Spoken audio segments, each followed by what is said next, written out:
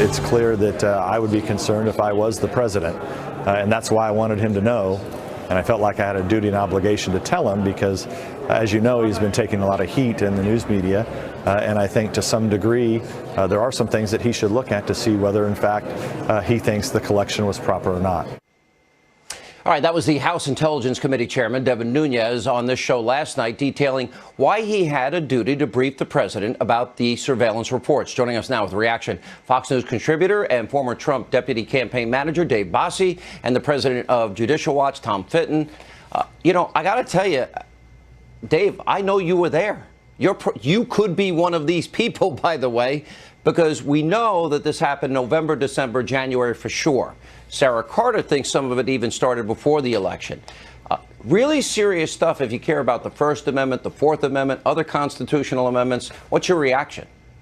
You know, Sean, that's correct. And I was there during, obviously, the campaign, but I was also the deputy executive director of the presidential transition team. So I was there all the way through inauguration. And it is a little bit disconcerting that you could find yourself caught up in this. And it's one thing to talk about the politics of it or the investigation, but when somebody asks you a question about you, that makes it a little bit different. So it's very disconcerting. But I got to tell you, I'm troubled that Mike Flynn's name was unmasked. I'm troubled by this entire episode of what we're going through because there were deep sources within our government that wanted to betray our national security and really try to do harm to President Trump's administration and as he took office. Tom, under the auspices of trying to protect America and surveil foreign intelligence, I think the most disconcerting aspect of this is the fact that they may very well have used that as an excuse to surveil not only the president-elect, but those around him in the transition team, people like Dave Bossie.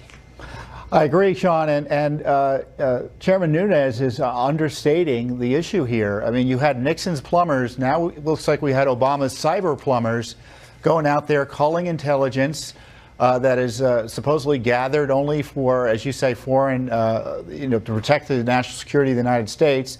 Instead, it was inappropriately targeting, not just incidentally, but targeting, it sounds like, President Trump and his incoming team.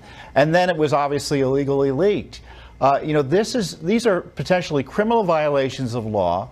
Jeff Sessions, the Attorney General, then U.S. Senator, was also targeted, according to the Wall Street Journal, with, quote, an investigation.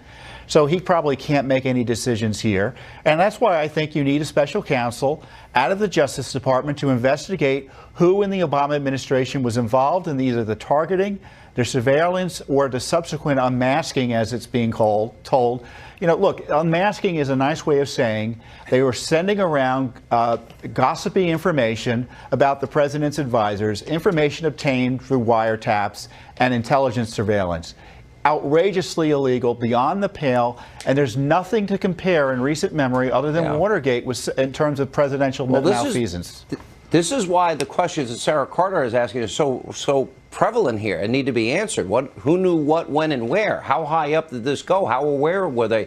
You know, if you deal with either unmasking or the lack, they're supposed to use minimization processes, Dave, and that is that they're supposed to, if you don't have a warrant to listen to an American, you're never supposed to identify that person. Then you have the whole intelligence leaking on top of it.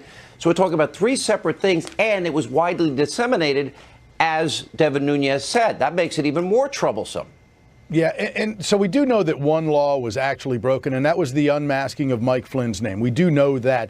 Somebody broke the law, and that is a felony, and that's committed by somebody inside the intelligence community, maybe an Obama holdover, maybe a career bureaucrat that dislikes President Trump, but somebody inside the FBI and the Department of Justice needs to get to the bottom of it. But I will say this, the organizations of Congress, the House and Senate, need to hold investigations and use their subpoena power and deposition authority that they have to be able to uncover exactly what happened here and do it very quickly.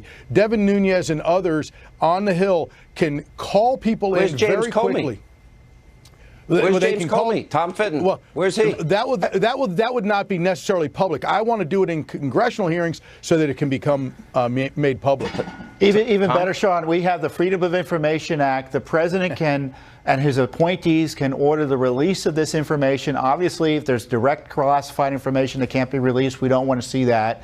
But we can get the details necessary to draw conclusions about whether what was going on was right or not. And this is a tool available to the president right now, and certainly to the administration. Let it all hang out, enforce the transparency laws on this issue.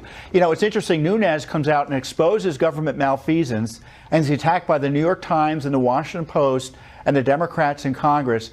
Nunes is a hero in terms of doing what public officials are supposed to do, and it's good to see finally a congressman find out something going wrong in the administration or an administration and releasing it quickly. All right, guys, good points on all counts. Thanks for being with us. This story is not going away.